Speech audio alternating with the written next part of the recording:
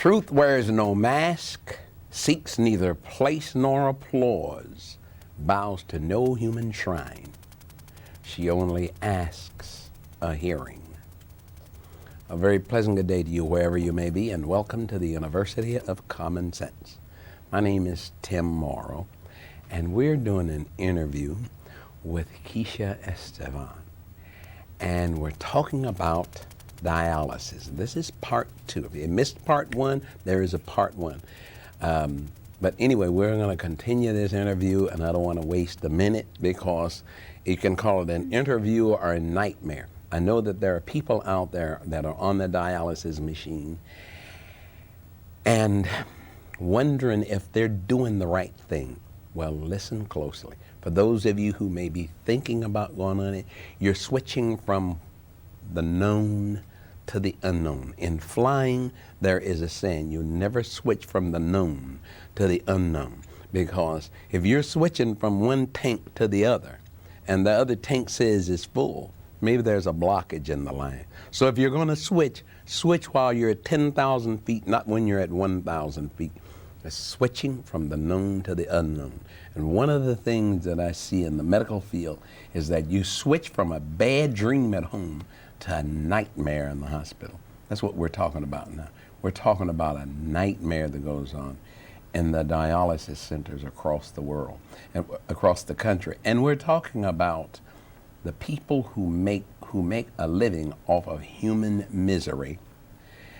And some of those people are doctors who have found a very lucrative field in purchasing dialysis centers. Let's get back to Keisha. Keisha, tell me this. How did you get that job to begin with? I was at a dialysis treatment with my dad. I had to make him go, and I had to sit there while they hooked him up to the machine, because otherwise he wouldn't have done it. They would have ended up calling me, and I would have had to go down there anyway, because he had gotten to the point where he didn't want to go anymore, and he didn't want to be hooked up to the machine. Was your dad immobile? No, he was fine. He used to drive himself and drive himself home. What was your thinking in getting your father there? What was your thinking? That I had to hurry and get him there, or something was going to happen to him. He would die. So in other words, they told you that the only thing that would keep him alive was the dialysis. Yeah. And his eating. They really made sure that he couldn't drink more than they told him to drink. He had to drink a certain amount of water and juices. So you were the guardian. Mm-hmm. Yeah, so I had to go, and I had to make sure that he stayed in his chair and got his full 3 hours. Is all treatments 3 hours? Yes, unless you get sick or unless you pass out, which my dad did. He passed out and he fell out of his chair. You know what I don't know? I don't know exactly how the treatment is done. Are they laying down? Are they setting up? What's going on? They're in the chairs that you can move them back and forth, and like a recliner. They're all in recliner chairs. So some of the patients will sit up when they're not feeling well, and then they'll just fall over and pass out on the floor. They'll start throwing up. What happened when that would happen? The patient that threw up, we almost lost her. Her eyes kind of rolled in the back of her head, and they just pulled her all the way back and called the doctor, and I just kind of left out. But yeah, they called the doctor right away, or the RN that's on duty at that time. She'll come. Is there a doctor on staff at all times? No, just the RNs. The doctors come in every once in a while and check all the patients, and then he leaves. He or she leaves. There's not one there all the time. But see, the clinic I worked at, the hospital was just a few feet away.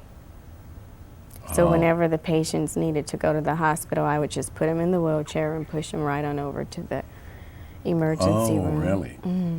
And I would see the patients going in convulsions or having seizures, and I knew he's not going to come back. He's not going to make it. And they wouldn't come back? Or I would walk in and there's an empty chair. Or I watched one patient commit suicide. She just overdosed on drugs, went and locked herself in her apartment, and she died. She killed herself. I watched this one young girl, it's 18. She was 18 years old? Yeah, she can't handle it. A lot of the patients, they can't handle it anymore, and then they go and they start doing other drugs. Oh, really? Because they can't handle the dialysis.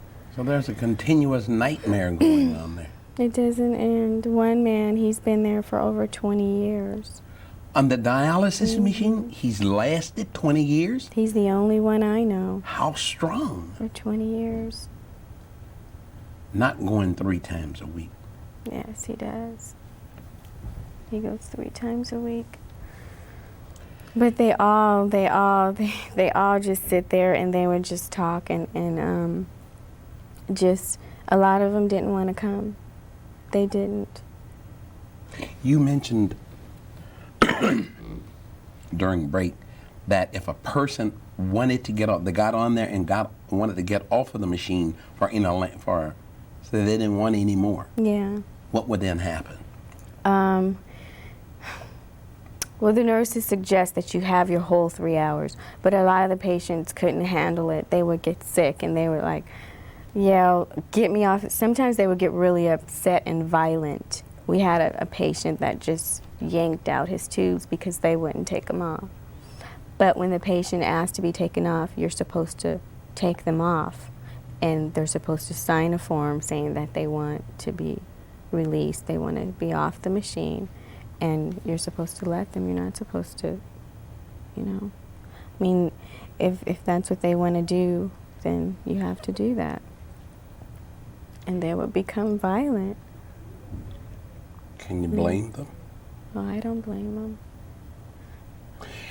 They also have a home treatment. Yes. What's the difference in the home treatment? How is it some get home treatment and others have to go? Well, it's the patient's choice. That's a different type of surgery. You don't have a graft.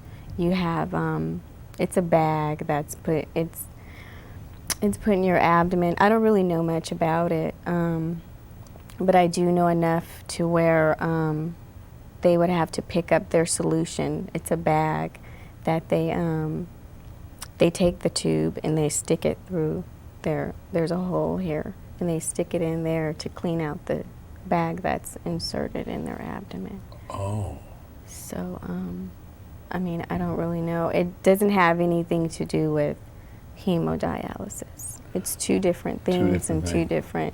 I worked in hemodialysis. But I would see the patients come in to pick up their bags, their solution, and their needles, and they would stick themselves. They would do it at home. Did they also, they didn't have the shunt though? No, but they had a lot of problems with the area being infected because they have to be very sterile and clean. I thought that was kind of disgusting too, And then if you couldn't make it on that, then they would put you on the hemodialysis machine. And sometimes, I mean, I don't think that they even know if you need it or not. They would have patients come that didn't even need the dialysis. We had a young guy come just for the one time, by accident. Oh, really? He wasn't supposed to come to the clinic and be dialyzed. He was fine. But now he has to walk around the rest of his life with the graft under his arm. Young guy. You mean they wouldn't take the graft out? Well, nobody usually does. I don't know if anybody's ever taken one out. I don't know about that.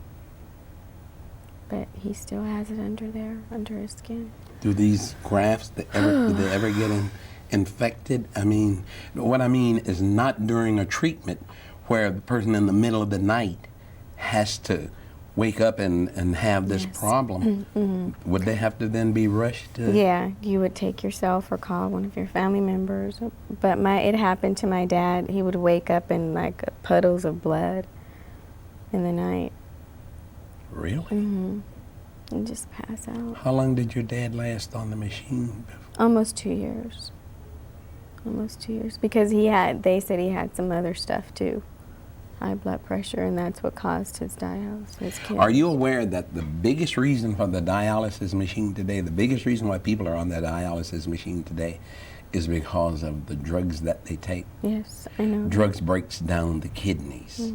Okay, but even with the kidneys broken down, the body does not need a dialysis machine. No. It doesn't. It simply doesn't work. Aside from that, every 11 months you have a new set of kidneys. Do you know what I mean? It's just according to what you built them with. And that's the pitiful thing of this. We are getting into a field that is so lucrative when we get into what is known as the harvest. The harvest is transplants. Oh. Your life is at stake because they can kill you and give it to some guy that can afford to pay $1 million. And everybody grows their own organs. You know what I mean? Every 11 months we have a new set of organs. But it is, it's such a lucrative field that literally people are being killed in the hospital for their organs. But they don't know that. The patients don't know that. And the doctors aren't going to tell them. And if they would go to the doctors with what you just said, I mean, the doctors would laugh at them. Oh, absolutely. You know, and say, that's not true. And we had a few patients that had a kidney transplant, but they ended back on dialysis with somebody else's kidney this time. So they never made it through that either. And then they just give you more drugs. Benadryl is one of the biggest. Oh, really? Yeah, they get 3 times every hour. Did you ever have any personal relationships with any of the? All of them. All of them. Every one of them. I know that it's totally against the law for you to suggest anything to them other than what they're doing in that dialysis machine. But did anybody ever do that? Did you ever suggest that the person don't take another treatment? But there's nothing else for them to do. They don't know any place else to turn. It's just me telling them, who are they going to believe, me or them? But do you ever see any of these patients now? You ever talk? Yeah. I'm so sorry. I don't intend to make you cry, but there are just things that we need to know and information that we need to pass to people. And that's the reason why I'm talking to you like this, because we're an information center. And if we save one person from that dialysis machine, because at this minute, somebody's looking at this and they're saying, God, I don't want to go to no dialysis machine.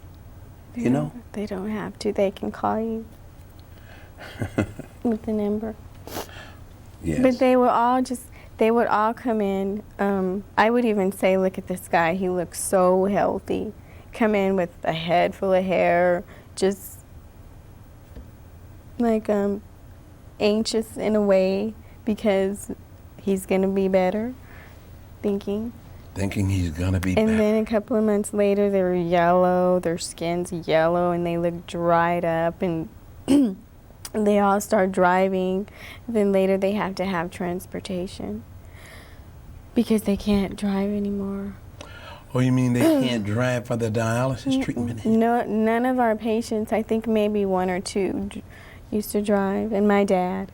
But the other ones, they had to have transportation, but Medicare or Medicaid, they're going bankrupt, so they can't pay for you unless if you really cannot walk. then they'll pay for your That's a blessing, transportation. maybe. Maybe that's a blessing for crying out loud. I never thought about it that way, but yeah, you're right. Maybe that's You're absolutely a blessing. It's that they can't afford to go. Uh-huh. Wow, God's got all kinds of ways of blessing us, you know. He does. And that very well may be one of them. And that's when I left, that's what was going on. Right now, I'm not really sure, but I know that they're bankrupt now. And they can't pay those transportation companies, or they cost a fortune. They cost a fortune to go every week. They're making money too. Oh yes, yes. One time, I had my car was being worked on, and I said, right across from where I was, there's a dialysis center. Brand new, they built it. I watched them build it up from the ground, and I asked the guy, you know, who, after they were almost done with building, I said, "What's that going to be?" He said, "That's going to be the dialysis center." And I said, "Really?" So one day, maybe a year after it was open, I was having some work done on my car, and I was standing there, and I was looking across. One of these trucks bring in 8 or 10 patients, and I looked, and all the patients were black. Mm-hmm. So I went over and asked the guy. He's an attendant, Yes. probably doing what you were doing. And I said to him, "Well, you know, what is this?" And he explained to me what it was. And I said, "Well, I noticed that most of the people that got out, all of the people that got out of that van were all black." And he goes, "Well, yeah," he said, "you know, that's because because we suffer with high blood pressure." Yes. I said, "Oh, really?" And he goes, "Well, yeah." I said, "Well, how do you know?" I said, "Well, that's what they tell me." And that's the reason why it's more blacks on there. Mm-hmm. In fact, only 12% of the population in this country is black. Yeah. And 70% of the people on the dialysis machine Are black. is black. And Hispanic. And Hispanic. There's millions of Hispanics. Millions, especially the ones that don't speak English. They even have ones they're dialyzing that aren't even supposed to be here.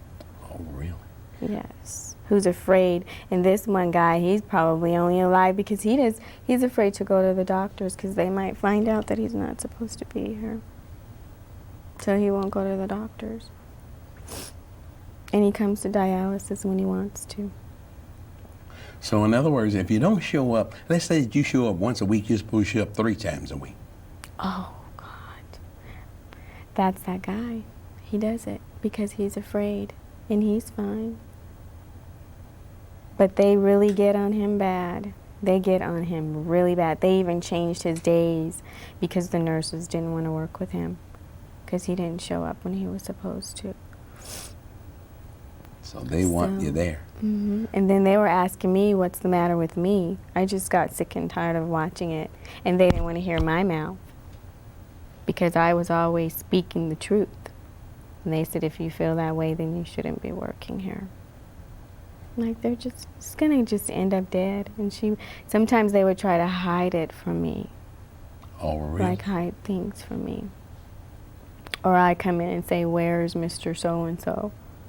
Oh, he's not gonna be in today. But I knew. I would go over to the hospital. I would just walk right on over there and see if he was there and what's the matter. Why was he there? You mean many times he'd be dead? Mm-hmm. Yep. Anybody die on the machine while taking treatments? Not while I was there. The one guy that didn't have a pulse, they brought him back.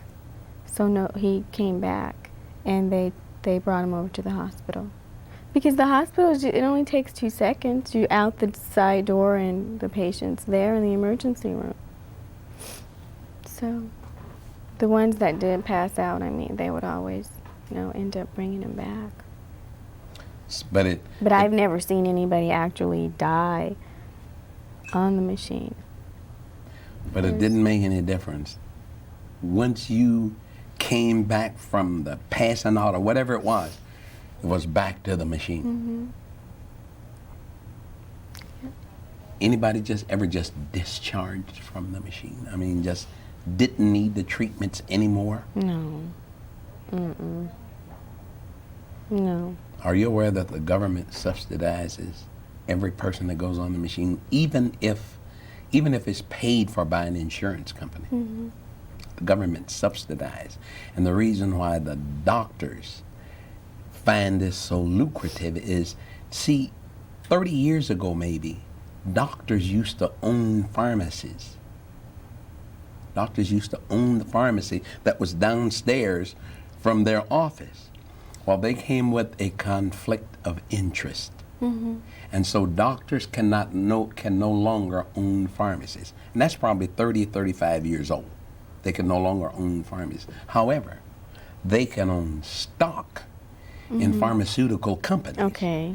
And many pharmaceutical companies give 25, 30,000 shares of stocks to a doctor so he can write prescriptions. Well, that was fairly lucrative, but it's nothing like the dialysis machine, because the dialysis center they can own outright. Yes, and they do. The place that I was talking about, the guy that owned it, that built it from the ground, he is an East Indian doctor. They are, most of them are. He's an East Indian doctor. And if you go in to him, and we've made it our business to go in with 10 different things, 10 different illnesses. And every one of us was told we needed to go on the dialysis machine. You see that? And immediately, that your kidneys are not functioning, even though he never even took a test. Never That's took a what test. happens a lot. When right before I left, that's why I left. It was because all of the patients were becoming older senior citizens because they needed to fill up those chairs.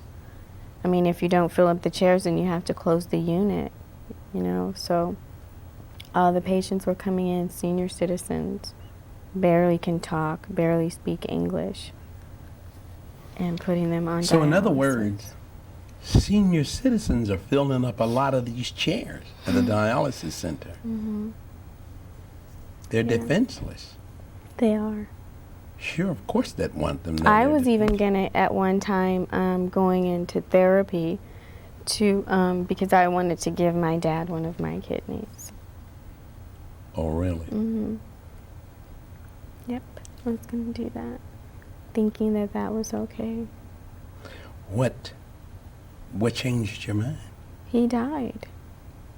Oh. But then my dad had told me that he didn't want me to do that because he's already lived his life, you know, and what happens if one of my kids might need it? Now, this is before I found out. I found out about the dialysis.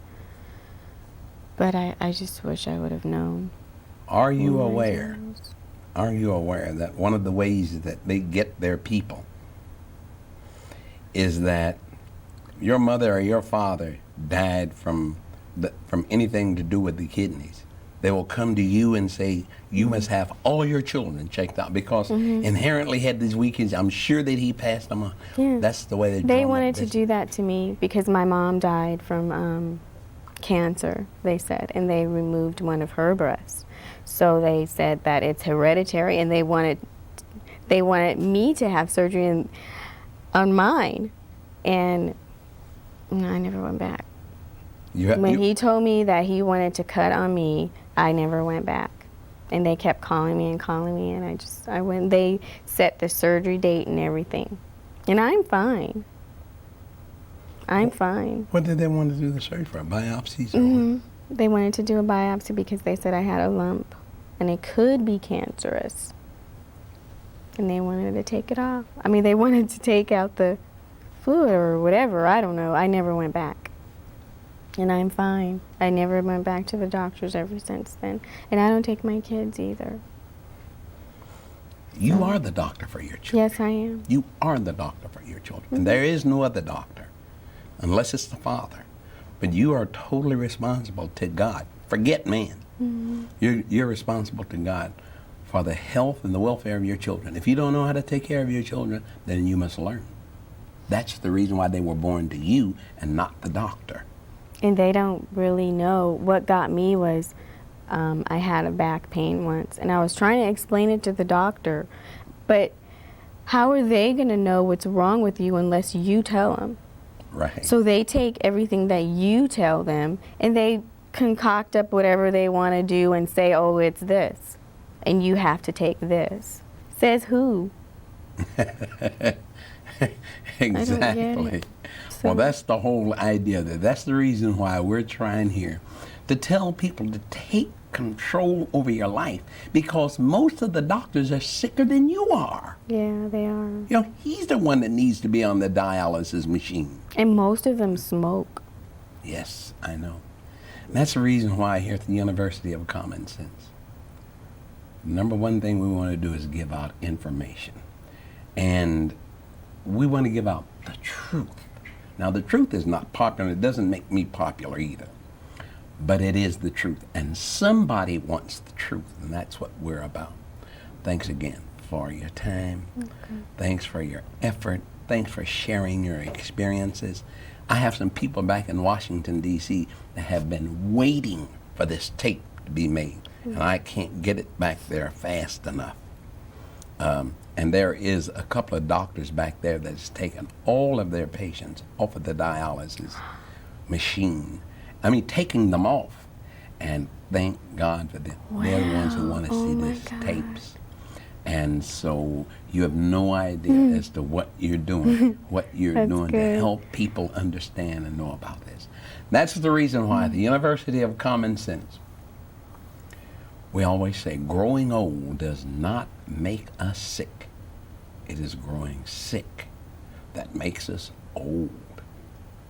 For the University of Common Sense, speaking on behalf of my guests, thank you very much for listening, and we sure hope you'll see us next time.